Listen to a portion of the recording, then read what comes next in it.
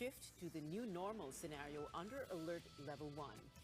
As the election fever heats up, research agencies advise voters to keep this in mind. Do not decide based on results of pre-election surveys. And heads up, Filipino armies, no need to fly to Seoul to watch BTS take the concert stage again.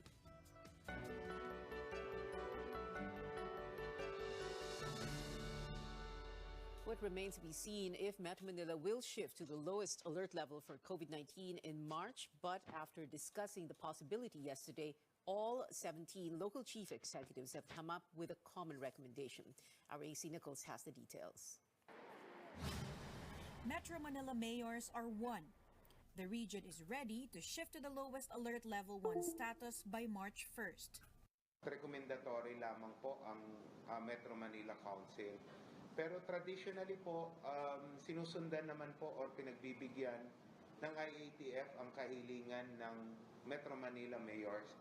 The mayors say they base their decision on declining COVID-19 cases. And there has been no spike in infections the past 2 weeks amid campaign activities. The health department, however, notes the vaccination rate should be a factor in any decision. This means 80% of senior citizens and persons with underlying illnesses should have a complete dose before an area shifts to alert level 1. San Juan Mayor Francis Zamora says this will not be an issue, at least for his city. He notes that 100% of the target population for these groups have been fully vaccinated. That is why also we have been given by the DOH a certification that allows us an additional 20% operational capacity in terms of our businesses and activities. So in fact, here in San Juan, we have been operating in a de facto alert level 1 already. Manila Mayor Isko Moreno, meantime, says it's time for Filipinos to learn how to live with the virus. Ang aming oxygen level reserve ay mataas at ang aming mga doktor at nurse ay malusog so far, no? Ligtas sa kapahamakan. So we are ready. Under Alert Level 1, capacity restrictions for indoor and outdoor establishments are lifted. Public transportation will be allowed to operate at full capacity. With minimum health standards as the only requirement, authorities expect more businesses to open, and more people should be out and about wearing face masks. AC Nichols, CNN Philippines. The Interior Department yesterday urged authorities to reconsider the possible shift to Alert Level 1. Interior Undersecretary Jonathan Malaya explains the challenge to observe minimum public health standards will double once local candidates begin their campaign on March 25th. There is no need to wait for a vaccine specifically made to fight the Omicron coronavirus variant. According to members of the vaccine experts panel, immunologist Dr. Martin Gies shared a recent study that shows a regular Moderna booster shot and an Omicron-specific Moderna vaccine have nearly the same antibody levels produced in monkeys. The antibody level from the primary doses of Moderna vaccines against the Omicron variant declines at the 6th week of getting fully vaccinated. A further significant decline was noted after 41 weeks. The antibody levels increased by tenfold after a third Moderna shot. It suggests here that you don't need to have an Omicron-specific vaccine just to be able to kill the Omicron variant. Okay na yung original Moderna vaccine lang yung gamitin mo kasi it's also already enough to provide you high antibody titers. And in fact, mas mataas pa siya ng konti kaysa dito sa binigyan mo ng Omicron-specific vaccine. Giz also says a separate study on monkeys showed the benefits of Moderna vaccines in reducing the viral load on infected patients. No virus was detected on vaccinated monkeys on the 8th day of the infection. But Giz clarifies these studies need further validation, including human trials. Meanwhile, infectious diseases specialist Dr. Jean Solante reminds the public COVID-19 cases could still rise again. That's why everyone who is eligible are encouraged to get boosted. Yung nakatanggap ng primary vaccine series, it's not enough protection. You need the booster. Now, if you want to transition to a lesser alert level and you want to be protected, that should be the current focus now, especially the vulnerable population. Another LRT station opens for COVID-19 vaccination. Commuters also lined up to get their shots at the Antipolo station of LRT2. Vaccination is available there every Wednesday and Friday, 8 a.m. to 5 p.m. Its Recto station is also open for inoculation every Tuesday and Thursday from 8 in the morning to 5 in the afternoon. Vaccinees are urged to pre-register online so screeners can provide them the appropriate vaccine brand. Registration sites are flashed on your screens. While vaccinations prevent severe to critical infection, a study from the United States reveals people with COVID-19 may be prone to long-term cardiovascular diseases. A study from the journal Nature Medicine shows those with prior COVID-19 infections are over 60% more likely to develop heart complications. The risk was found in all ages, sexes, races, and cardiac risk factors like smoking, high blood pressure, and obesity. The study, however, was done in January last year before vaccines became widely available. Global headlines now. U.S. President Joe Biden imposing tough sanctions on Moscow over what he calls, quote, the beginning of a Russian invasion into Ukraine. The first tranche of sanctions will be against two financial institutions and Russian sovereign debt. Biden says he will also impose sanctions on Russian elites and their family members and will not go easy on Russia if they go further with the invasion. Ukraine, however, says these sanctions are not enough. No sanctions will be enough until Russian boots withdraw from Ukrainian soil. This is fundamental principle that we have to keep putting pressure on Russia. And we in Ukraine proceed from the fact that the sanctions announced today by President Biden is just the beginning of the process of deterring President Putin and making him withdraw. That's why I said in the press conference that we like what we saw today, but it certainly won't be enough, and this strategy has to be continued. Australia, Japan, the United Kingdom, and the European Union also imposed major financial and economic sanctions against Russia after Russian President Vladimir Putin ordered in troops into two pro-Moscow regions in eastern Ukraine. With the looming war between Russia and Ukraine, the government ramps up efforts to bring home Filipino nationals from the Eastern European country. But as Krista Nodalo tells us, many of them still insist they want to stay in Ukraine for now. It's a wait-and-see situation for many Filipinos living in Ukraine amid the escalating tensions and the threat of war between the Eastern European country and Russia. Despite warnings of a full-scale invasion from Moscow, some images of calm and normalcy in Kyiv, Ukraine's capital. Filipina Rhea Taibov said it would be difficult for her to leave her Ukrainian husband and daughter. To be honest po, na rin po ako, parang feeling very, very. Kasi hindi pa alam ano yung mangyari. Ngayon po, talagang okay kami dito, normal po, as wala, hindi naman po nag-start gulo na sinasabi nila na mag-start daw po ng February 16. And then sabi nila Sunday, so everyday po iba-iba. Rhea says most of her Filipino friends in Ukraine also want to stay for now despite the uncertainty of the situation. Hindi po sila uuwi unless daw po mandatory evacuation or mandatory na daw po na ng embassy, na pauwiin po ng embassy. Foreign Affairs Secretary Teddy Boy Locsin Jr. says their primary concern is to take Filipinos in Ukraine out of harm's way. The government is trying to bring them to the nearest sanctuaries the fastest possible way. OWA Chief Hans Kakdak adds that they are closely monitoring the situation on the ground and that in-country relocation is underway. Sa ngayon, wala pa naman report ng naglalabanan ng mga military forces. Basta ang sinasagawa ngayon is in-country relocation ng mga OFWs. At least 3 batches of OFWs have been relocated to safer ground. Kakdak says the government is also offering free flights to those who want to come home. Sa ngayon, nag-offer din ng free commercial flights, free plane tickets ang DFA, and may di ba nang nakarating ng Biyernes ng gabi, may dalawa na tinanggap yung offer ng DFA particular to free plane tickets, free flights.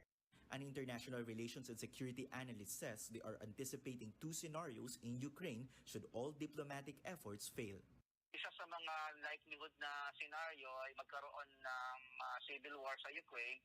So, yung civil war will become the proxy war of US and Russia.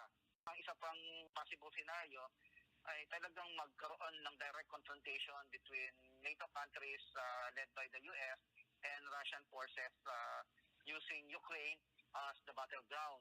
And pag nangyari yan, baka mag-spill over yan sa wider Europe, and that will create tremendous global economic repercussions. The analyst adds that the effect of a full-blown Ukraine-Russia war could also be felt in the Philippines. Apart from the geopolitical impact, there's also a worrying economic fallout. Experts say oil and gas prices will reach record highs as the Russian and Ukraine conflict escalates. Tristan Odalo, CNN Philippines. When we come back on Newsnight, 7 vice presidential and 9 presidential candidates set to face off for the first time this weekend, we give you a glimpse of what to expect in the much-awaited political showdown. And find out how you can watch the upcoming BTS concert right here at home. Stay tuned.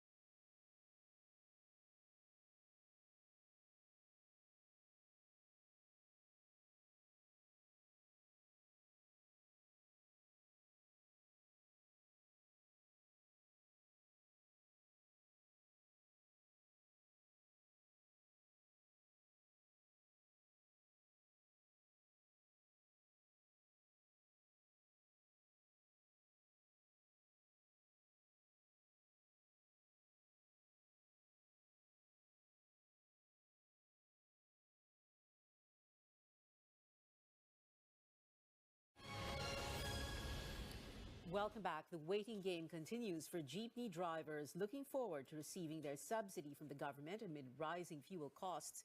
The Transportation Department says it is fast-tracking the rollout. Joining us now is Rex Remigio live from Mandaluyong City. Rex, did the DOTR give a definite date already? Well, none so far. What they're only telling us is that the Transportation Department is already coordinating with the Budget and Management Department regarding the release of the 2.5 billion peso fuel subsidies at the soonest possible time.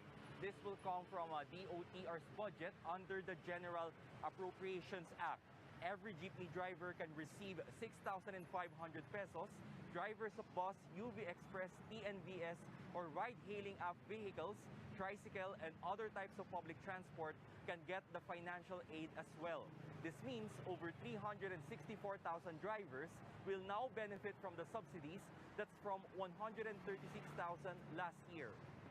Kami po sa Kagawaran talagang nagmamadali na po kami implement ito dahil ramdam po namin ang hirap ng ating mga drivers at operators ngayon dahil lalo na pong tumataas ang presyong ng petroleum products at ayaw naman po natin magtaas din ng pamasahe sa puntong ito dahil nasa pandemya pa tayo at ayaw nating ipasa sa publiko yung gastos dito. Some lawmakers have been urging transport authorities to release the subsidies immediately. Local fuel prices have gone up for 8 weeks in a row this year, and it doesn't stop there. Industry sources say petroleum companies are expected to implement another round of oil price hike Tuesday next week. Dubai crude, the reference price for Asian market, has reached more than $91 per barrel. That's why transport groups are calling for a 1 to 2 peso fare increase. Transportation Assistant Secretary Steve Pastor, however, says it's up to the LTFRB to decide. He adds that lowering the COVID-19 alert level in Metro Manila should be considered, saying this would mean more passengers and more income for drivers. But for those down the chain, it's easier said than done. Back to you. Rex Remigio there reporting.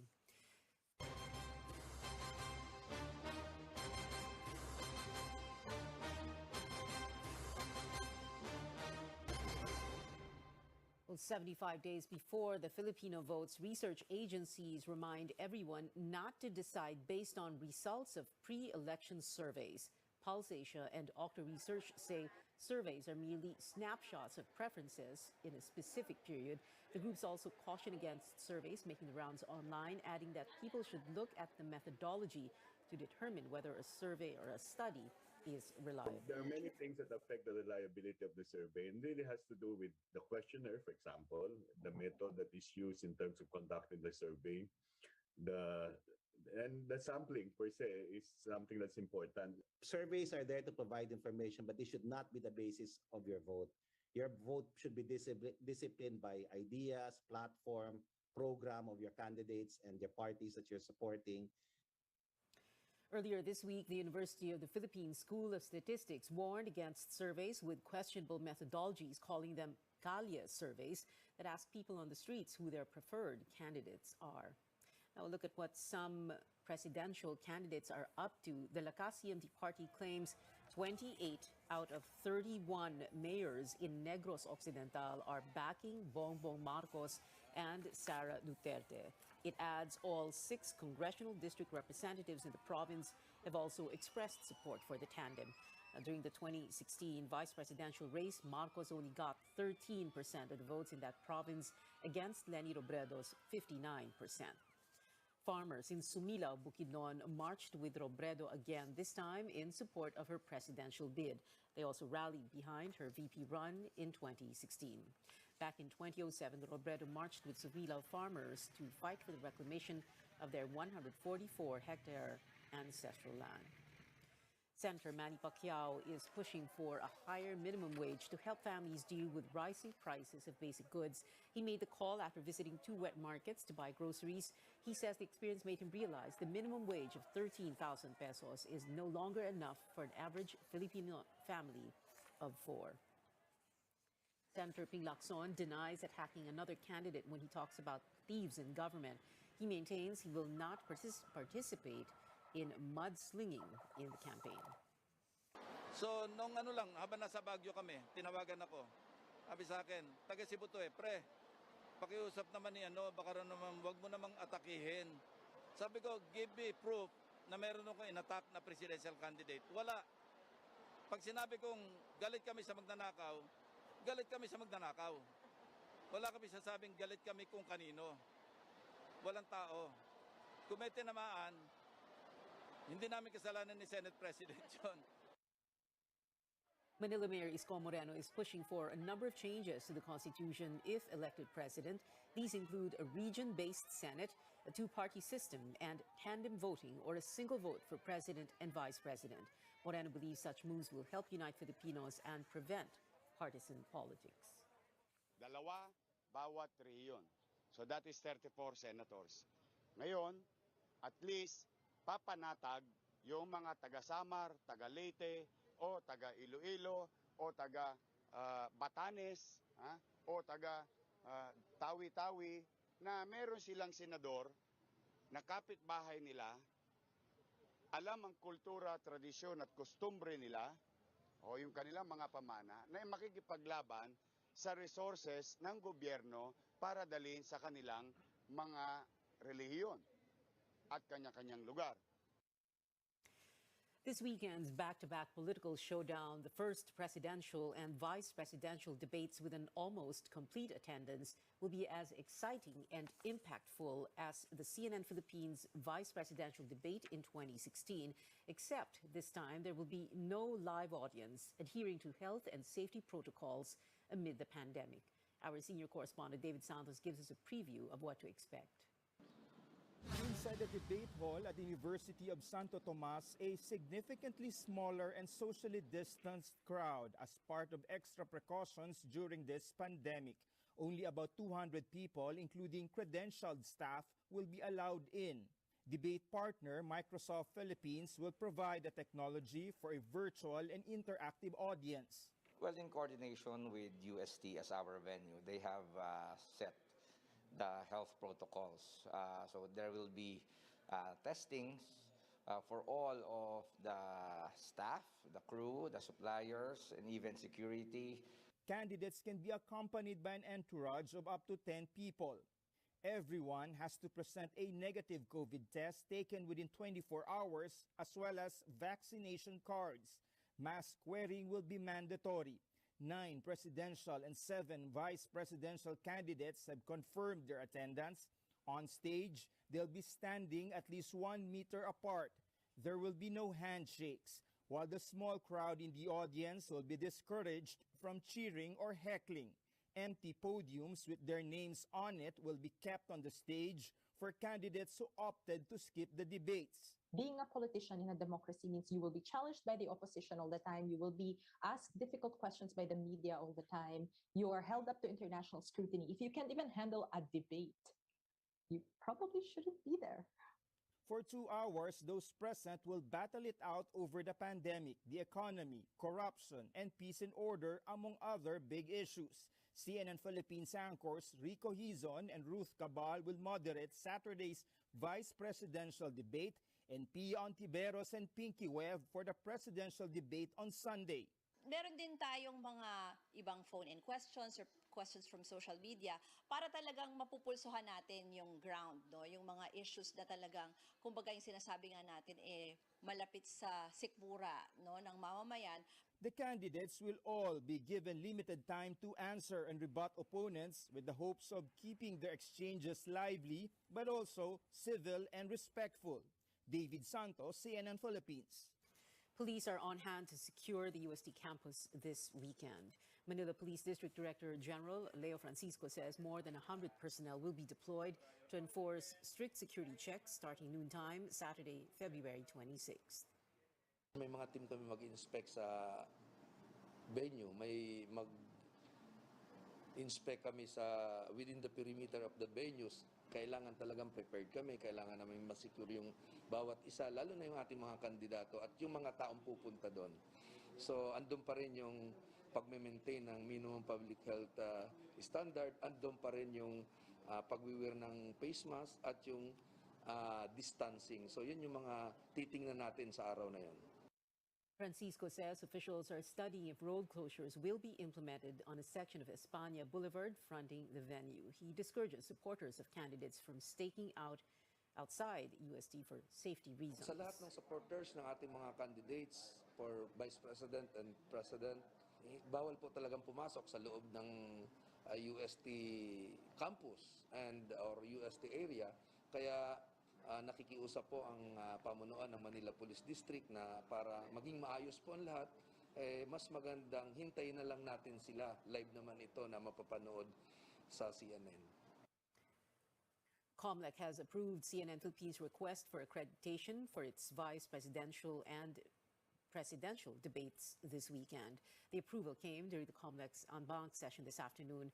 CNN Philippines has assured the poll body that it invited all candidates to the debates and complied with health protocols. The network will also submit all documents necessary for this accreditation. So join us as we remain committed to helping the Filipino make an informed choice on May 9th. Catch 7 out of 9 vice presidential candidates in our debate this February 26th, live at the University of Santo Tomas.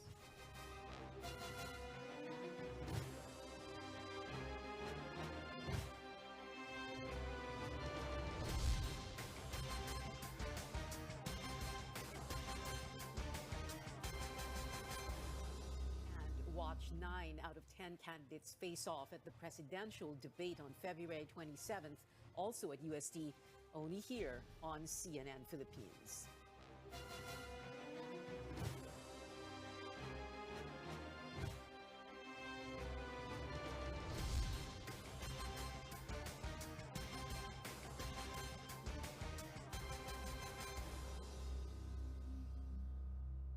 Coming up, Olympic pole vaulter EJ Obiena makes the country proud again with a victory at the Orlin Copernicus Cup. And listen up, BTS fans, prices and schedules for the K-pop group Seoul concert cinema showing have been released. Details after the break.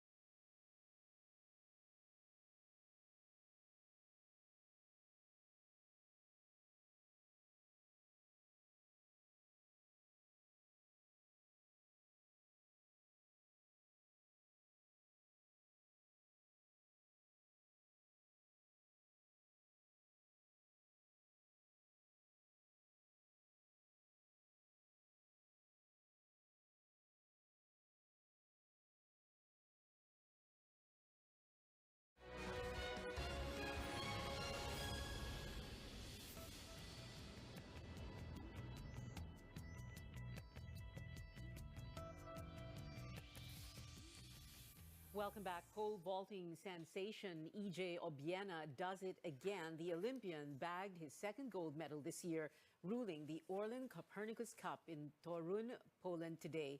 Obiena matched his season best, tying his earlier record of 5.81 meters at the Orlen Cup. But Obiena may not get to defend his title at the 31st Southeast Asian Games under the national team. The Athletics Track and Field Association says he's still not in its training pool. K-pop updates now. Pinoys in the BTS army get to watch the Permission to Dance on Stage Seoul concert right here at home. Along with theaters around the world, SM Cinema will show the group's March 12 show straight from South Korea. Tickets will cost more than your average movie at 1,900 pesos. But you get the concert experience in real time for the 4:45 p.m. schedule with an immediate playback at 8:45 p.m. Fans have even more to look forward to, with 4 new BTS shows to take place in Las Vegas in the United States. The K-pop group will perform on April 8, 9, 15, and 16 at the Allegiant Stadium. The last show will be streamed online. Still in music, pop stars Camila Cabello and Ed Sheeran are working on another song together again. This time, it's a duet called Bam Bam, coming out on March 4. In a post about the song, Camila calls Ed one of her favorite artists. The two also worked on South of the Border featuring Cardi B and an unreleased track called The Boy. And that is it for now. Join me again on News.ph at 7 p.m. I'm Pio Ontiveros for Newsnight, where we go above and beyond the headlines.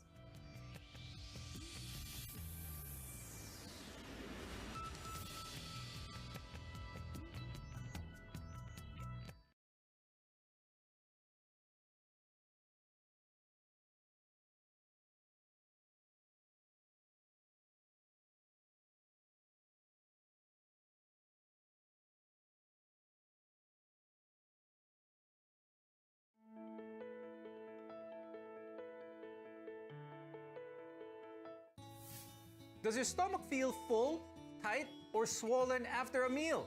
Chances are you're probably bloated.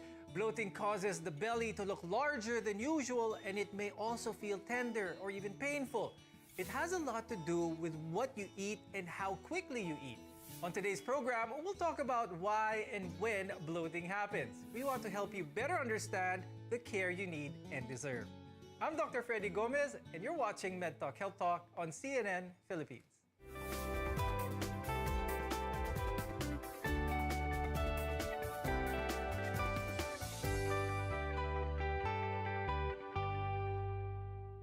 Bloating can get in the way of work or day-to-day activities, and it's common among both children as well as adults. To talk about this and more, let's welcome our guests. With us is Dr. Eric Yasay.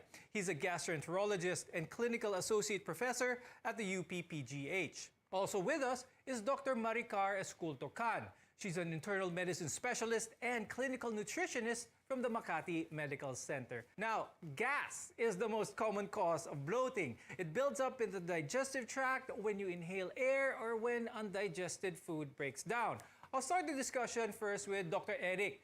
Dr. Eric, what are the causes of increased gasiness? Yung mga common causes nito? Well, yung bloating nga can represent increased gas production in our body. In the vernacular, it is more commonly described as kabag, empacho, or hindi natunawan. So pinakamadalas, bloatedness or the sensation of feeling of fullness occurs after eating or a drinking spree kapag ka napainom ng marami or nakakain ng madami yung mga pasyente natin. It is caused because of increased acid production and gas formation when our body starts to digest food. No? So yun yung mga most common. And then other than that, of course, we also think about decreased clearance of gas or kung mabagal yung paglabas ng gas sa ating digestive system or kung may blockage dun sa digestive system. These things can either increase your gas production or decrease your clearance of gas in your GI tract. So is it mainly that? Ganun ba kasimple na pagpapalit mo lang ng bilis ng pagkain? Will this be able to alleviate bloating? Most commonly, nalipasan niya ng gutom or walang time kumain. That's why ang bilis nating kumain.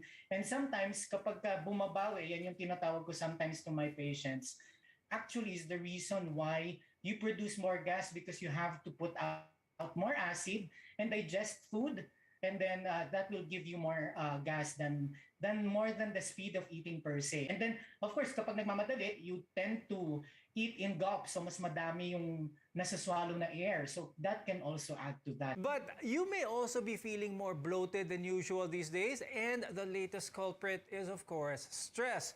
Ngayon, Dr. Maricar, paano ba nagkakos ng bloating ang stress? Halos lahat ng tao very stressful nowadays. Okay, so usually when we are stressed, diba, we tend to seek foods that are salty or sugary, no? Sometimes referred to as your comfort food. So it is another contributory factor to bloatedness, which is the character of the food.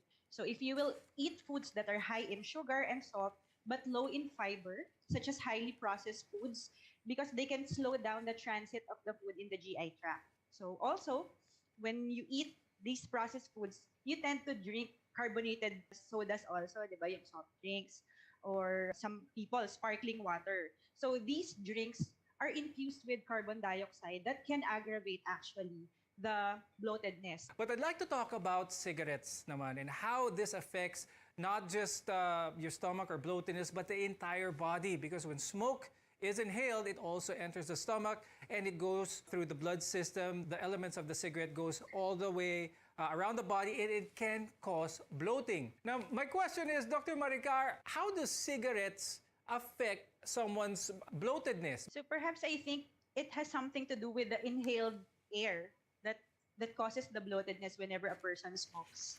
Now, I'd like to talk to Dr. Eric. What other factors do Filipinos commonly do that can contribute to bloating? Well, madami tayong habits, no, as Filipinos. So we are very fond of buffets.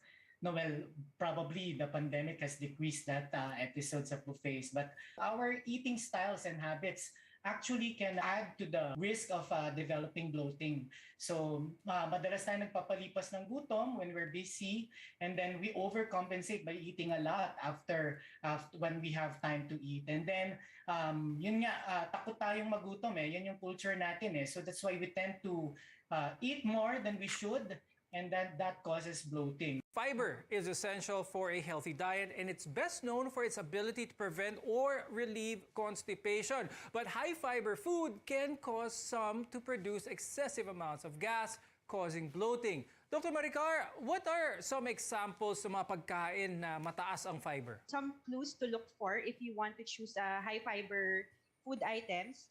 So when you see the word whole grain, whole wheat, and bran whenever you choose your bread, your rice, or your cereal. So that means that you are choosing high fiber options. In terms of fresh fruits naman, I advise them to choose the fruits that are pulpy or those that are usually eaten with the skin, okay, such as your apples, or fruits with fibrous flesh, such as your pineapples and your mangoes. So for the vegetables naman, they are usually your leafy greens. And of course, you also have your nuts and seeds, which are also included in your high fiber list.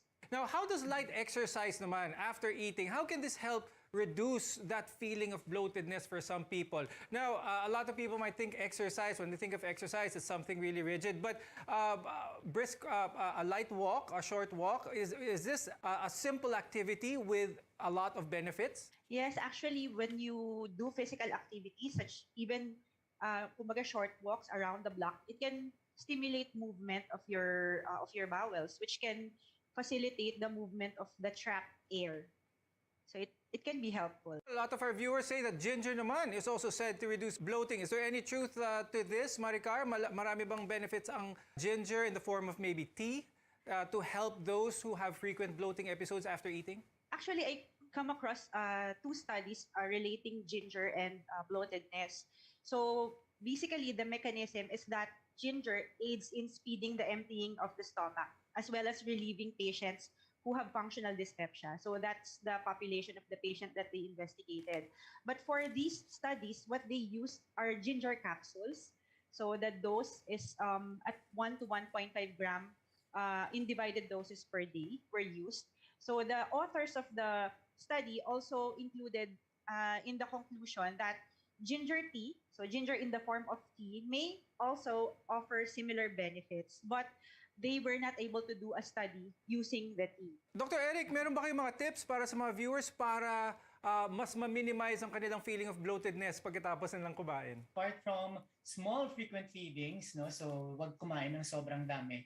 Tama yung sinabi ni Dr. Maricar, no, to walk, no, because the pull of gravity can help bring down the food to the lower parts of the GI tract. Yung iba kong sinasabi to my patients would be to do a food diary. So what is a food diary? It's a list of food of your triggers. Very important yung food diary because the triggers are different from person to person, no? So hindi naman pwedeng diktahan natin na ito yung one size fits all, na ito yung kakainin at hindi. What actually is more useful is a person to do his or her personal food diary of food triggers so that ito yung mga iiwasan ng food. Now, bloating is not always from eating too much or too fast, as earlier mentioned, but sometimes there could be a health issue behind it. We'll talk about this and more when we come back. We're together in health.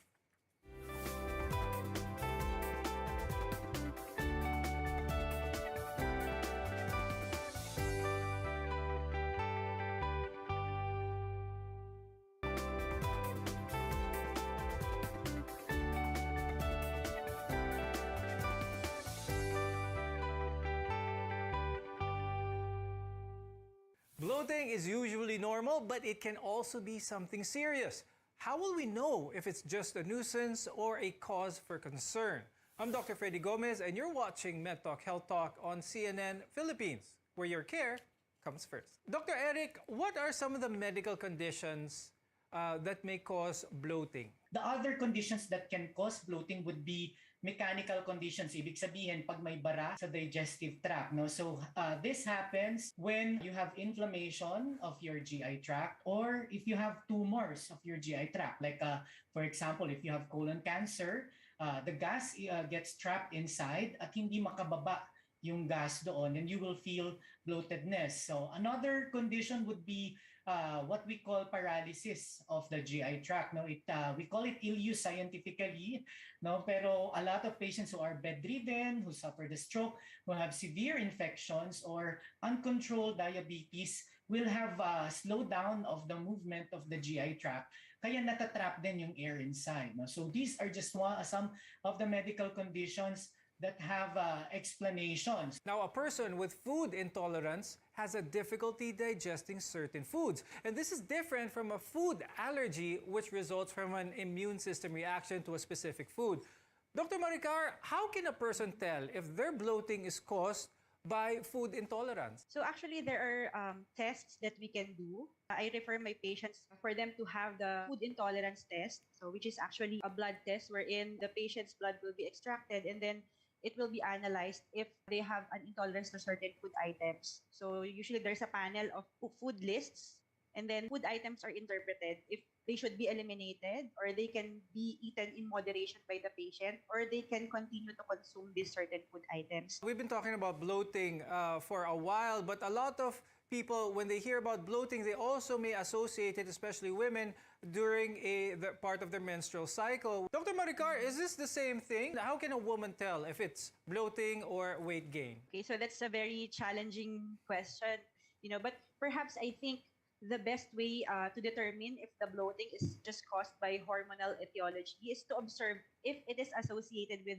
other symptoms of your premenopausal symptoms such as mood changes, any discomfort that you feel in the hypogastric area. Meron bang mga gamot na pwedeng regularly tinitake ng mga tao that may cause bloating? Yes, so madami talaga. So very common dyan would be your pain relievers. No? So syempre, of course, a lot of them would be over the counter and our patients will not know na these medications actually decrease the protections that we have against acid.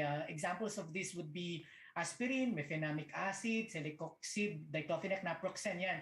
Very, very common yan sa amin to see patients with that. And then the other medications that sometimes are over the counter and are abused would be the medications against diarrhea. Of course, di ba kapag may diarrhea ka, mabilis yung paghilab ng tiyan mo, you want to stop that. No? So that's why you take Buscopan or Imodium or loperamide. No? So this naman has the side effect of paralyzing your GI tract and then hence trapping air and causing bloatedness. Okay, so temporary bloating shouldn't be a cause or worry, but anyone with bloating accompanied by other symptoms should see a doctor. When we come back, what else can you do about your bloating concerns? Stay with us. Your health is our mission.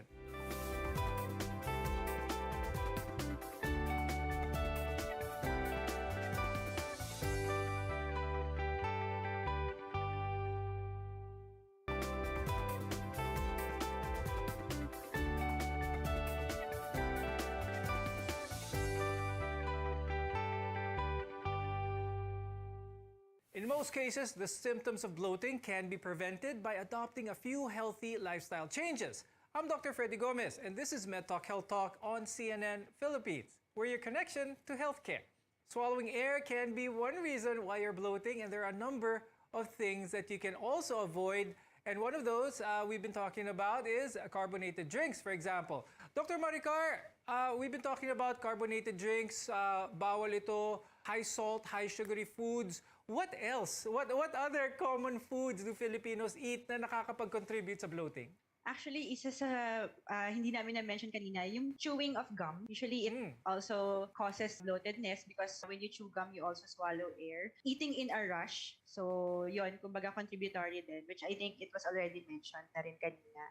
Okay, now when it comes to home remedies, Dr. Maricar, meron ba kayong masasuggest sa mga viewers for those who feel simple bloating for that matter? Is there something at home that they can do to relieve that sensation? Okay, so aside from the dietary factors which we have already discussed, so some experts may also recommend to do certain exercises, di ba? Even at home.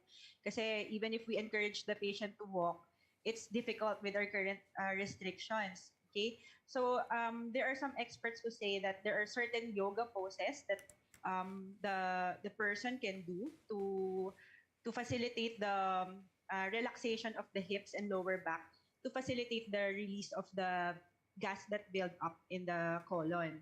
So there are also abdominal massages that can be done.